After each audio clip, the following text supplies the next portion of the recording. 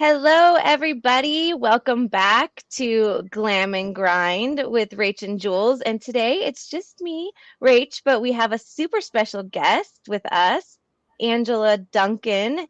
And she's going to be talking to us about all of her financial wonders and secrets and tips that she's going to tell us about. And I'm super excited to learn from her. And I want to tell you a little bit about Angela before we get started. She is a woman who has lived from survival and she's learned how to take her survival to the next level. She has 25 plus years experience in personal finance in industry, and she looks to build passive income and generational wealth. She has a diverse career in banking and also owning a Remax office where they had $2 billion in sales. That's B with a billion with a B, y'all. And now she's focused on helping individuals create wealth through passive investing and lending and double-digit returns. She also has a podcast, Empower Her Money podcast, which I have listened to and it's fabulous. Has 1,200 five-star ratings, and her mission is to transform lives through financial literacy, passive investing, and generational wealth, proving it's never too late to start your financial story. So I'm super excited to have you today, Angela, and I am just starting my passive income journey. So I'm really excited to learn from you and everything that you have done. So I just want to ask you, how did you go from your challenging childhood of poverty to really deciding how I can flip this and turn it into a path for success? Yeah, I think early on, it really started as of like, I don't have money and I can see what other people who have money get to do. And how do I figure this out? Right. So it was more like running away from the poverty to get into the money status. But you have to learn that there's people around you that are doing fabulous in their own professions, in their own world, and they're willing to help you. But you got to know how to get in those rooms with those people. You need to know how to ask the right questions, and then figure out also, how do I become like a mentoree with them without taking up too much of their time, right? So how do I give back to them as well? So I'm a very giving person, and I just want to make sure that if I'm asking you for your time and your energy and your expertise, maybe I need to connect you with somebody, or maybe I come work for you. But just finding ways to have like a really good give situation. I think especially with women, we're so open and willing to help each other. But at the same time, I want to be protective of your time and know that I value you, and figure out how I can give back to you as well. Awesome. I love that. So, why finance? What drew you to the world of finance and investments? I've always loved numbers. Ever since like I was a little girl, I had, if I went to a garage sale, I would pick up a board game that had play money, because I'm just fascinated with money in general. And especially when you don't have it growing up and you have, not a lot of stuff, or in my case, I lived in Section 8 housing. My mom was on welfare. I shared a room with my little brother who was 10 years younger than me.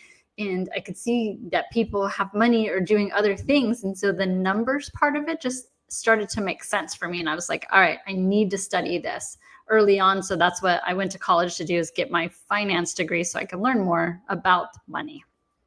I love that. I grew up in poverty as well, and my shared a room with my sister who was 10 years younger than me. So that's kind of funny that we both have that. And I had, Julie and I have talked about this before, but that money trauma. So it's that, and that's what you're saying, like you were fascinated with money because you didn't have it basically. So how did all of these other people have all of these things, and what was your path going to be to get there? And I love that now you've taken what you've learned and you're sharing it with others. And now generational wealth is something that's a passion for you.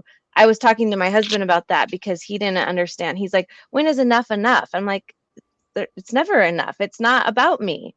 It's about how I can share it with others. So now that you've learned the finance world, you've learned, real estate investing and all of that. Now you're into this passive investing.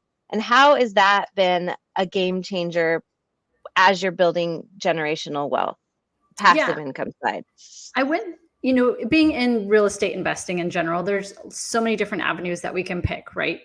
Julie, I know, is incredible. She's done commercial, she's done triple net lease, and that's not something that I'm an expert in, but I wanted to find something where I could focus and still, build wealth and invest in the real estate field without having to make it my full-time job. I've done the Mhm. owning of a brokerage. It took up many, many hours and days of my life, and I enjoyed it and I learned lots. But now, how do I take the knowledge and kind of shift it into something that's not quite as time consuming, so that I can give back, so that I can have a podcast, so that I can speak and teach other people about money, but still be able to build wealth where I can, give back to charity or give back to my church or be able to support other businesses. And I kind of just fell upon tax liens, and I picked up a book. It had some numbers on the front of it. So I'm fascinated with numbers, right? So it's called the 16% Solution. And this was over a decade ago. But I happened to pick up a book, and I started learning about a whole other avenue within the real estate investing world that I could kind of focus and learn more about. And then so I started just to implement and take baby steps, right? Just take what you learn and put it into action. And sure, you might make some mistakes, but if I start small, then I will build upon that, right? So what is the 16% concept? What is that all about? And how did you take that and make it your own? Yeah. So here in Florida, a tax lien, we'll back up for a second, right? So a tax lien means that a property owner hasn't paid their property taxes. So essentially, a lien is placed on the property because they owe that money to the government, and investors can come in and buy that lien. And so the number itself comes from, because every county, state, jurisdictions have different interest rates that they pay these investors. Just so happens that I live in Florida, and Florida can pay up to 18%. So I was thinking, okay, well, passive income, I can earn 16%. What is this? And why don't I already know about it? And I think, even though as a seasoned real estate investor, it just was a whole other category that I didn't know anything about, that I really just wanted to dive in and become a student first, and then start, putting my own money to work before I want to tell anybody else about it, right? Because if I fail, then I may not tell anybody about it. But if I have success and I learn something, then yeah, I'm definitely going to share it and tell other people about, this other avenue that I didn't know about until I actually picked up a book to read about it.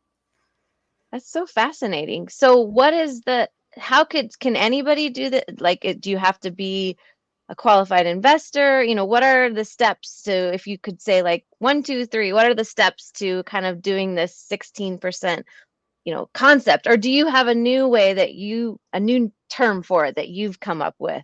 Yeah, no, yeah, that's probably a really good idea. I should come up with something. But you don't have to be an accredited investor. You don't have to be an experienced investor. You can buy a tax lien for as little as like $500, depending on the area that you're investing in. But what's great about it is that you're giving the government money, and they're going to tell you upfront what they're going to pay you, right? So for me, I'm a conservative investor. I don't like to take a lot of risk. And so I would rather know what I'm going to make up front and lend my money to the government than go and flip houses or do big apartment complexes, because there's so many unknown factors, right? So tax lien investing, you get to buy the lien up front, and then you've already negotiated with the county how much they're going to pay you. So I know what my interest is going to look like when my money comes back to me, and it feels just safer to me. It's with the government. It's still in real estate. At some point, the taxes have to be paid. So being that conservative investor, this was just a great avenue for me that's not as much risk as some of the other ways that we can invest in real estate. So you say you're buying the lien and then you're getting paid back plus interest, basically. Yes. Whatever you put into it plus the interest, in every county, state, whatever, has a different amount that you're going to be getting in interest. So when can you expect that return? Yeah. So do your research. I recommend that you start in your own backyard. For me, we talked about Florida. Florida is a longer foreclosure time period. So if I buy a tax lien, and we just went through our round from April to June, that was our online bidding time period. So if I purchase a tax lien, say this year, some point between now and likely the next 3 years, I'm going to get my money back plus the interest that we agreed upon. And my goal is not to own a property. I don't want to foreclose. I don't want to fix and flip. That's not strategy, right? My strategy is to buy the tax lien and hope that the property owner or someone else forecloses so that I can get my money back with interest. So it's a little bit longer time frame in Florida, but I've done my research and I know that getting into it. So this is money I'm going to set aside and I'm going to put into this investment vehicle. And I know at some point in the next few years, it's going to come back to me with that interest rate that we've negotiated for upfront. Now, you said you don't want to own the property. What if somebody is maybe a little bit more risky of an investor and they decide, I want to buy these liens and I would buy the property if it forecloses? Is that the same type of situation? Yeah, absolutely. If you own that tax lien and the time period has passed in which, whichever government that or state that you're working with, you can be the person that forecloses. The other thing that you can do is you can pick a state that doesn't do necessarily tax liens, but instead of selling that paper, what they do is the county may foreclose on the property and sell you the deed to the property. So if your investment goal is to buy, flip, rehab, and own the actual piece of property, then I would recommend you look at tax deed sales versus tax lien sales. So it's a different strategy, and it can be very profitable. I know a company that's all they do is tax deeds, and they probably earn much higher 50-60% returns. But that's a lot more work. And again, we go back to, I'm a conservative person. I don't want to put in the extra time and effort. I really, truly want something that's passive. So I spend just a couple months a year going through this process for something that's passive and going to pay me a return later down the road. Yeah, I love that. So there is the option of, if you want to just have the passive, which is, I think it's also levels of your life, which Julie and I have talked about too. The different levels of I'm at the level of my life where like I said, I'm starting to look into passive income, but my kids are, just getting into college. And so it's like, oh, maybe you want to flip houses or, do the extra work. So it's just good to have those options too. I've never ever heard of this in my whole living life. So I love this, and it's so fascinating to me. So you said that the thing that you said in your intro, or that I read on your bio, was that it's never too late to rewrite your financial story. And that's something that really resonated with me because, like I said, I have money trauma. I grew up poor as well. And, as you grow and build wealth, you think, is it enough? Because, like I said, my husband said that, but I don't think that it ever is, because you're wanting to give back. And so your financial story evolves over time to where you want to give back, and the more you want to keep making more and learning more so that you can just keep giving more. So tell me a little bit about that, like why that's something that's important to you to say. Yeah, and I do believe that too. Being the way that we grew up, we were taught something, right? It's a different way of thinking. And like you just said, I recognize with myself too that I will go through periods of my life where that scarcity mindset does kick in, and I have to recognize that. One, I know that I'm never going to permanently change it. It's going to be a reaction, and it comes from something much deep rooted in my early childhood. But understanding that that's not my story today. And what I love about just being in the investment field is that we can change our story. We can spend time and get educated. We can find new mentors. What does that story look like to you? What do you want it to look like? And understand that no matter where you came from, you can change it going forward. And it can seem daunting. And it really is, I was listening to Alex Hormozy the other day, and he was talking about how being wealthy or being rich is easy, but it depends on your mindset, right? So if you look at someone's calendar and you look at their bank account, you're going to know what's important to them. And if you want to make changes, then you have to change some activities. And for me, taking just small steps is much easier. And for me to change that mindset than it is to say, okay, today I'm no longer going to think I'm poor. I'm no longer scarcity mindset. I'm going to be rich. That's great. But you have to still have some action steps behind it. And for me, it will be a lifelong process. This will always be something that I work on, but I recognize that. I understand that, and I want more. And it's very selfish, I think, for you not to want more, because if you are given this talent and you're not utilizing it to the best of your own ability, you can't impact other people. You can't change other people's lives. You can't give back to your church. You can't give back to your family. There's so many things. So I believe I'm being unselfish by wanting more, because then I can change more lives around me. And that to me is so much more impactful and important than me having more zeros in my bank account. The reason I have more zeros in my bank account is because I'm putting the time, energy, and effort into doing the task, but then it gives me that expert level to where now I can teach someone else and change their lives. So it's not only breaking my own cycle, but helping other people to break their cycles too. And why wouldn't we want to do that? Absolutely. That's awesome. I love that because in a world where, there's so much comparison that goes on.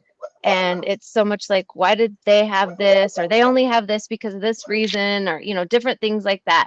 And so for you to say, it doesn't matter how many zeros I have in my bank account, that means I want to give back so much more. And I love that. And I love that that's a passion for you. Okay, so I wanted to ask you, are there any people in your life that have kind of been a mentor or like a guiding light for you in this journey of financial literacy and giving back? Yeah, and it's constantly changing. For me, there's not been one consistent person over my life, I guess, other than God, because I am a Christian woman, and He's definitely sending me on my path and putting the right people in my path when needed. But for example, when I first started, I worked for Bank of America, and I thought I wanted to be a stockbroker. And I had these two incredible women who were in the field, and they were just such a force of energy and personality. They would walk into a room and people would just, they would just command energy. So those were two people early on in my life.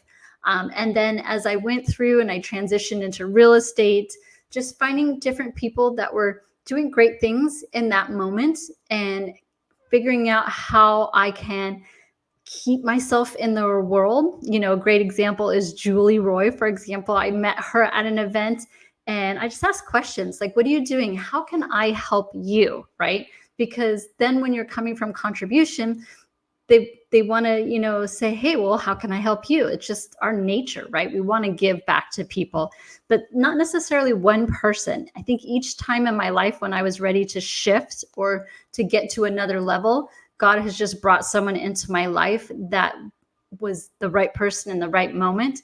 But you have to recognize that that person is there, and you have to recognize to take your own action so that you can continue to learn.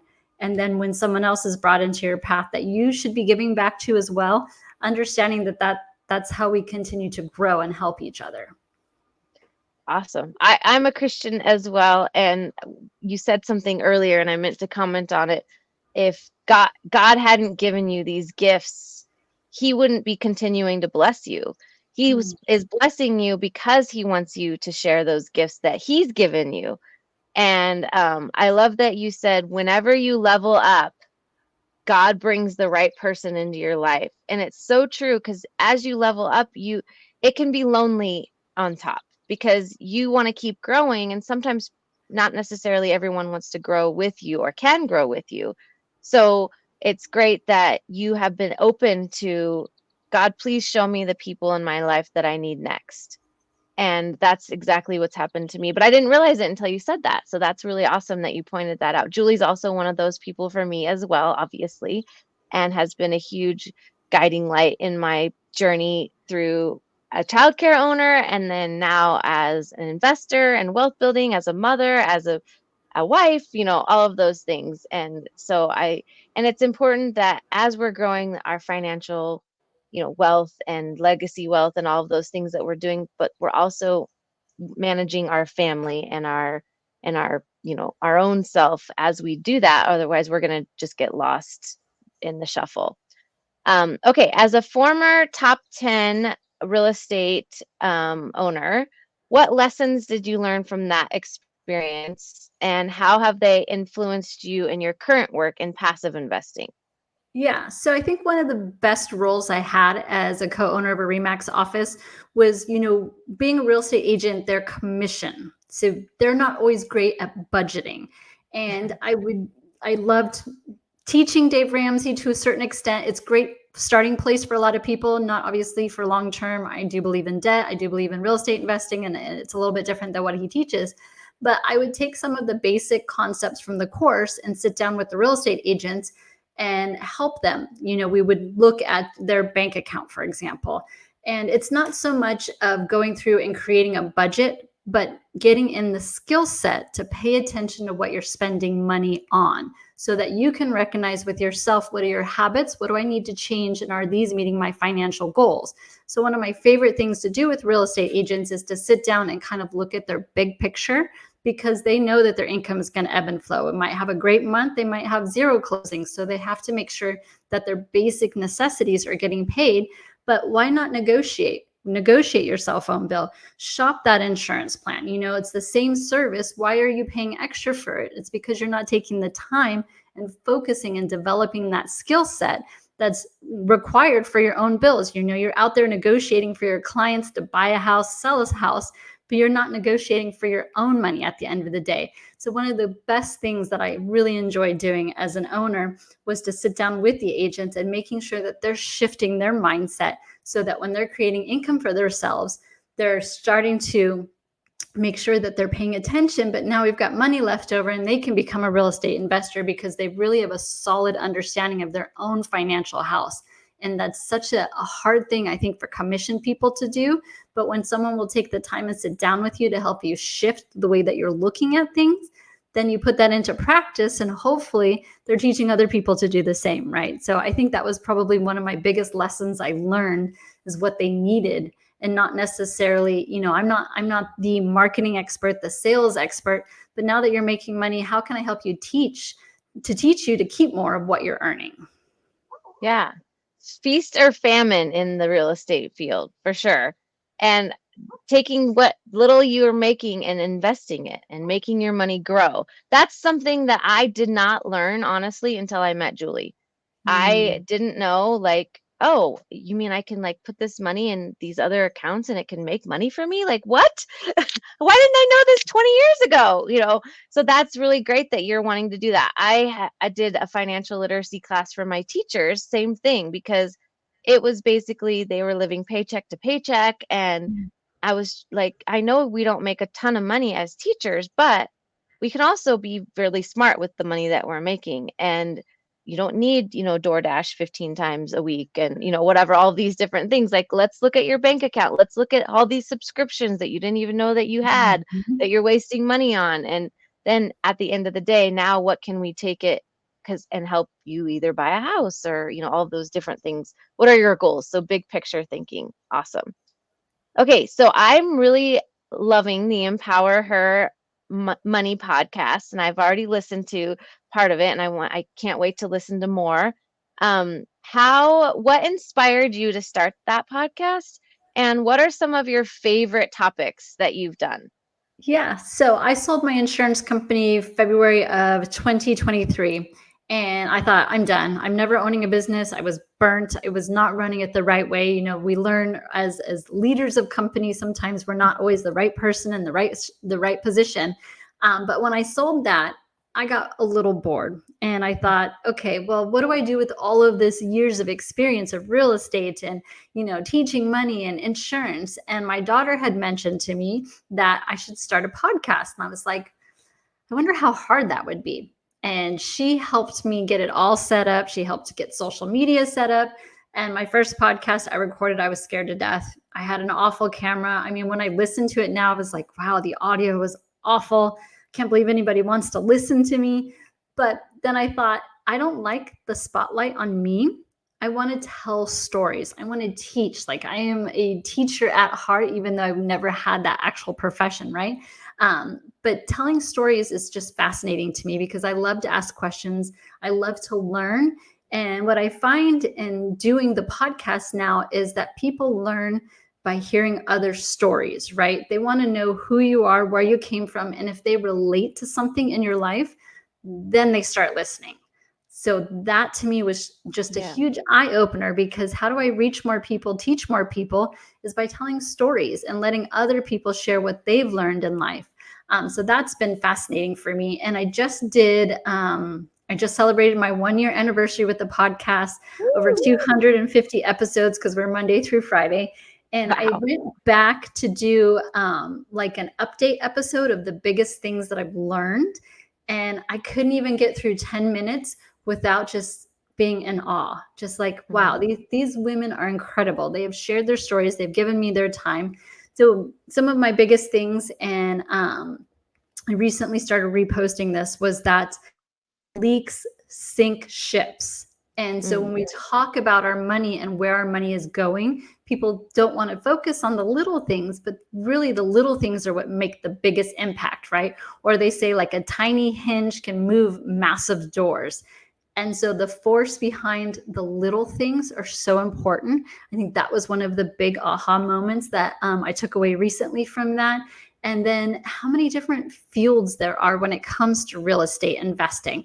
You know, people think about single family homes, but there's just so many more ways that you can learn about investing in real estate. You just need to pick a lane, really learn about it, find mentors and coaches in that area, and you can be successful with little bit of money and a little bit of time, but you have to take that action first, right? So those are just some of the most recent ones that I can remember that come to mind. Okay, I want to ask two questions about that. First of all, you said little leaks sink ships, and that's what we're naming this episode. So tell me a little bit more about that and how we can avoid that, how we can, what's some combat against that? Yeah. So one of the things that you touched on was subscriptions. It is so easy today, right? With our iPhones to subscribe and then forget about it. And then if you're not opening your credit card statement, you even forget that you're paying for something that you might not even be using anymore. For example, we were doing a 7 day subscription challenge, which meant you're going to cancel one subscription a day for 7 days and then give it 30 days and see if you really missed it, right? We can use the notes function in our phone and just go through what is the list of stuff that I currently pay for, write out that price. And when you see it in your face and you add it up together, like you talked about the DoorDash thing, people don't realize that $20 here, $20 here, $20 here. Yeah, it's not going to make you a millionaire, but it's the skill set of being conscious about what you're spending money on, because what really is important to you, to meet those financial goals or to stay in the same awful habit that is not getting you to where you want to go. So that's what we talk about with the little leaks. It's just paying attention to the little stuff that you spend money on, so that you can truly think, is this helping me or is it Mhm. keeping me from accomplishing my goal? Yeah, that's awesome. And it's true for life and in business. And it's easy to let those little things go, but they make such a huge impact. And also, I was talking to somebody about this, about how you said Dave Ramsey, which I also agree with a lot of the things that Dave Ramsey does, and that is what helped get me out of debt initially when we were, living in debt. And but as a business owner, I think it's important to, you have to have debt to grow and all of those different things, which is okay. But I think it's important to have that Dave Ramsey mindset of living far below your means. And that's something that people don't do today because they think, oh, I want that new boat, or oh, I want that new car, or all of these different things, when really you drive that new car off the lot and it's lost $20,000 or whatever. And so it's just important. You don't need to have those things, but what is the big picture? And am I accomplishing the big picture by living far below my means? And am I going to get there faster by living that way, not only personally, but also for my business, and taking that extra money and then reinvesting it somehow. So I love that you use that little leaks for sink ships as a tool for us. And the podcast, I think, is important because I like that you called it Empower Her, because I think a lot of times women are afraid of that whole money mindset. And we think we can't do this, or they're not going to take us seriously or anything like that. So why did you come up with that name? Yeah, and I'm I think curious. the word empower is used in so many different ways, and it can mean different things to different people. But I believe that women, we are a little bit more fearful when it comes to money, right? And we defer a lot of decisions sometimes when we're married. So I just want to be able to give you some practical action items that are small steps for you to move forward, right? And to have a woman teach it and have it from a woman's voice, because we are heart centered and we do give from our heart. We think from our heart. We invest from our heart. And it's different than our male counterparts. And not that that is the same for all men and women, but that's just very typical for women to be heart centered. And so I wanted to really appeal to the women audience and have them tune in so that they can hear these women's stories, so that they can relate and say, oh, I'm there right now. You know, maybe she's 5 years behind you and you've learned a lot along the way, but why not teach her so she can get there faster? And so the her for me is so important, because that's the audience that I want to impact. And I've interviewed 2 men in over 250 episodes, and both of them were coaches and mentors of mine who are also very driven to help the female audience. So I did break my own rules, and you can do that as a podcast host. It's okay. Had to give myself permission, right? But it's like, how do we continue to make this impact? And so the name is great for the branding of it. My color is pink, you know, so I'm still very feminine in what we do, because I want you to know that money does not care if you're a woman or a man. It has no emotion at all. It doesn't care what your race is or your age. It's just a tool. And if we can teach you to separate that, then that's kind of where this mindset will shift. Awesome. I love that. And I love that you're like, I can be pink and still talk about money. It's great. Okay. So what is the most, so if somebody, like you said, women can be a little bit fearful when it comes to investing. And I will admit that running my business, I can, the risk does not scare me. But when it comes to investing, there is a little bit of that fear. So what's something that you would say if somebody's wanting to start in investing? What's something that you would recommend as a start, just to get started in passive investing? Yeah. You got to read first, become a student so that you feel more comfortable. And when you recognize that that fear is there, I jot it down and say, well, where did that come from? Where did that thought come from? You know, who taught that from me in the beginning? And a great like physical activity, because I am about physical activities. If we're going to do something to really shift the way that you're thinking, it's got to be a physical, right? So when I get into that, or if I see someone who has that negative around money, I will have them write it down. Think about it first, where it came from, cross it out, and then write something that's true today, or write something that you want to be true today and stick it somewhere where you're going to see it. So it's changing of that mindset pattern.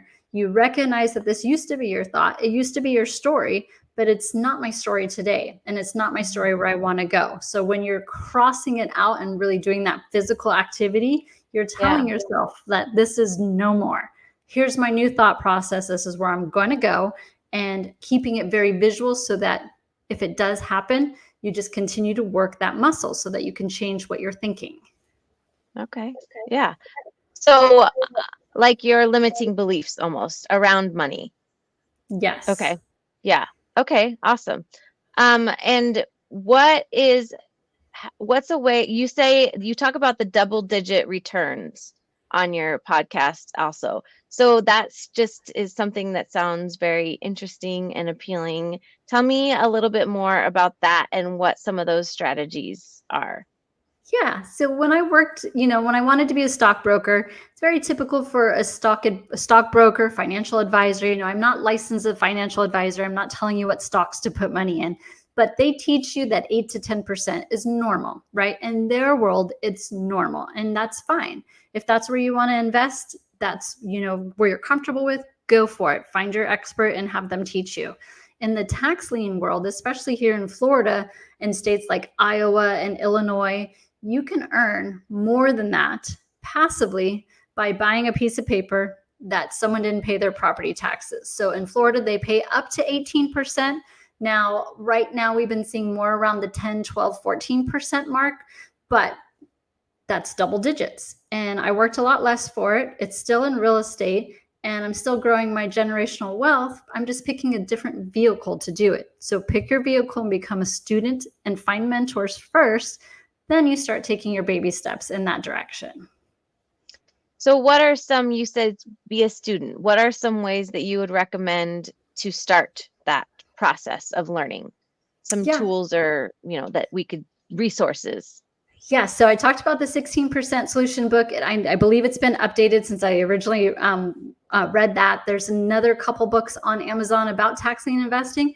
Start reading about it. I recommend you figure out what the rules are where you live, because I do drive by the properties in case I have to foreclose and I have to own this rental property. I want to know what my end product might look like. So start where you are, learn the laws where you are, whether it's you're buying tax liens or tax deeds. What's the time period? How much interest rate are they paying you?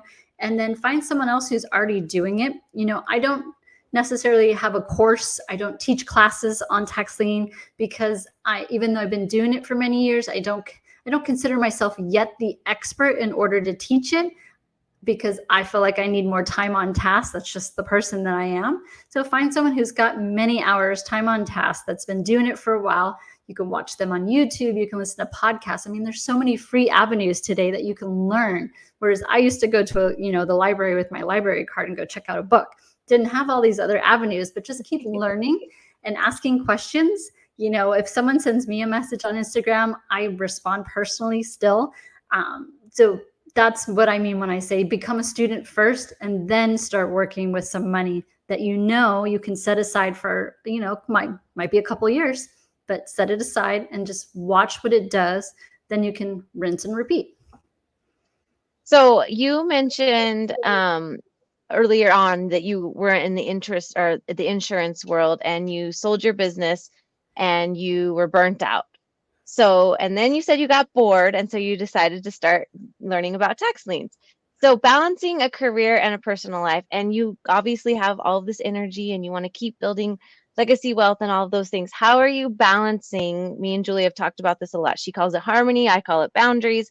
How do you balance your personal life with your drive and wanting to keep growing more and more and more so that you don't experience that burnout again? And any tips that you might have for women who are close to that level of burnout?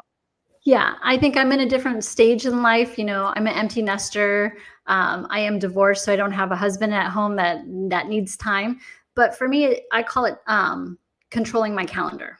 If I look at my calendar, and I like color coding too, so like I know what activities are money, what activities are fun or growing, but I am non-negotiable on how I start my day. And when I'm home, I'm non-negotiable on how I end my day. What happens in between that time period is going to depend on what I'm working on at that stage of my life. Right now, I'm not 100% all into anything, so I have a lot more flexibility. But if I feel like I'm having too many activities, that's when I start saying yes to the right opportunities, which blocks my calendar and says no to the wrong activities, right? But the start of my day for me is crucial. If I don't control the way that I start my day, it's hard for me to stay in positivity. It's hard for me to stay in teacher mode and helping people. So the start of my day, I don't look at my phone right away. I like to journal, or I might read, a couple Bible passages. I'm writing down what I'm grateful for. I'm spending time with my dogs. I want to start in a very positive manner so that I can approach the day in a positive manner, which for me just yields the best results. Nobody wants to deal with a negative person, right? So when I control that morning part of it, it really helps me stay balanced, helps me stay aligned with where I'm working at that phase of my life. So you said you have, that's basically boundaries. You protect your calendar, and that's, very similar to what I do. I protect my calendar with my life. And so what are some of your non-negotiables? Because you mentioned your non-negotiables. What are some of those non-negotiables for you? Yeah, I don't have early morning appointments. If I'm meeting with someone, even if they want to do coffee or breakfast, typically about 10 a.m. or later. And I like to do networking events, but I don't allow for myself to do too many in a week. So if I'm going to do networking, twice a week is great for me. Much more than that, I get burnt out and then I'm cranky. Nobody wants to be around me anyway. So why would I keep planning that? And I'm in a phase of my life where I'm ready for kind of the next role that I'm going to be doing. So I'm scheduling a lot more small one-on-ones to get to know what people might need in their business right now to see if I might be a good fit to help them. But that's where my focus is. And so that seems to be where the opportunities are coming, and I get to say yes to those opportunities. But that morning time frame, I don't negotiate from that. Those first couple hours of the morning are going to belong to me and how I start my day, and everybody else will just have to wait. So you said also that you protect your time, but you also protect your social battery, which I love that too, because I'm really big on energy and managing my energy. I manage my energy before I manage my time.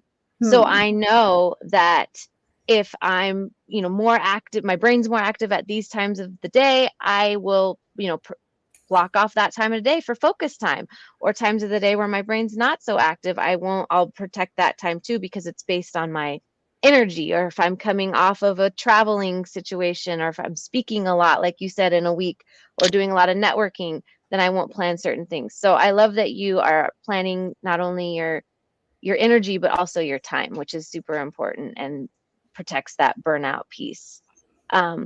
Okay, so you've overcome significant adversity in your life. On one of your podcasts that I was listening to, you did say that the reason why you're so, versed in financial literacy is because you're a survivor, and because you came from Section 8 housing, and you've learned how, to manage that. So what role has resilience played in your journey to where you are today? For me, I have failed many times. I've lost money and investments, and that resilience for me is what keeps me getting back up.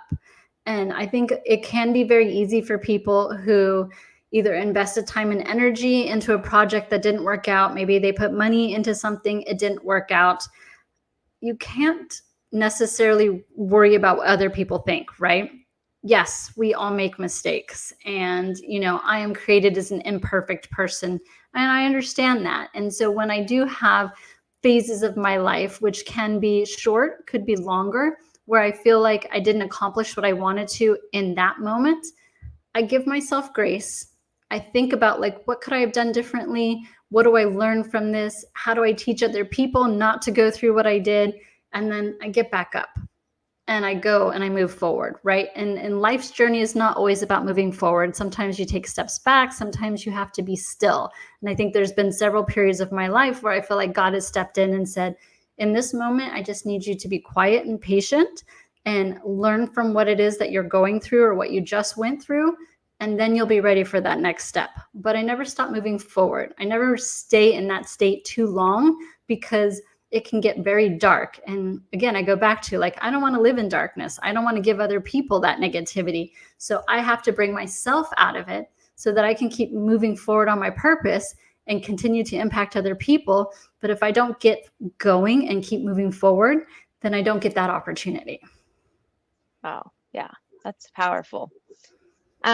Okay, so you talked about your purpose and being able to move forward towards your purpose. What are some goals and aspirations that you have for the future for yourself, and also for your podcast, and how that's going to affect your community and empower others? Yeah, I love this question. 6 months ago, it probably would have been a little different. I am in transition mode. So I've had the podcast for a year. It's been a lot of fun, and I don't want to let it go. I want to keep going with it. But it's time for me to use the skills that I've gained over the years and join. I'm looking right now to either join a team or rebuild a company with a partnership. Because, like you said, entrepreneurship can be very lonely, and I don't want to do that anymore. So I'm ready for God to open the doors and say, this is where I want you to be. Here's how you can grow with an opportunity, and not necessarily be the leader. Believe in the next year, I'm going to find a new home that I'm going to help that company grow with the skills that I have, without being the leader of the company, but more in a partnership. So I know that that's in front of me. I do want to continue to speak and teach about money in all ways that are available, any opportunities that come, especially like this podcast. So I appreciate your time, but I know that that's in front of me. And the real estate investing, I'm going to keep doing.